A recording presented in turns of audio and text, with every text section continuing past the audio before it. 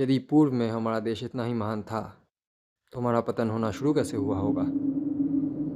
केवल कुछ मुट्ठी भर देशी सैनिक आते रहे और धार्मिक वीरों के देश को लगभग सहस्र सालों के लिए दास बनाए रखा।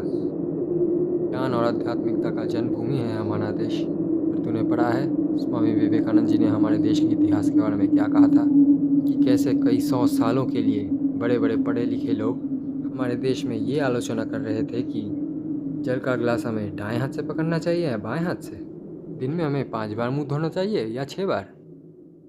ये सब कैसे हुआ होगा? स्वामी जी ने इसका भी उत्तर दिया था, किसी भी देश या समाज का पतन तभी आरंभ होने लगता है जब वहाँ के लोग चरित्रहीन लंपट बनने लगे।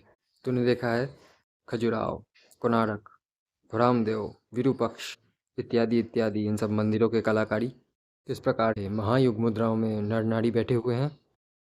सोच, धर्म स्थानों में ये शिक्षा दी जाती थी तो हमारा समाज किस प्रकार से लंपट हुआ होगा। हमारे अंडकोश में जो धातु बनता है उसको वीर्य क्यों कहते हैं? व्यक्ति इसका जितना संचार करेगा वो उतना ही शारीरिक और मानसिक रूप से बलशाली, धीर, स्थिर एवं वीर बनता जाएगा। और जो इसका जितना बहाएगा उसकी सोच विचार करने की क्षमता, शारीरिक और मानसिक बल सभी घटती जाएगी। आज कुछ पश्चिमी देशों को ही देख ले, वे ही इस बात का जीवित उदाहरण है कि कैसे वर्षों तक वो ये खोज करने में लगे हुए हैं कि उनका लिंग क्या है।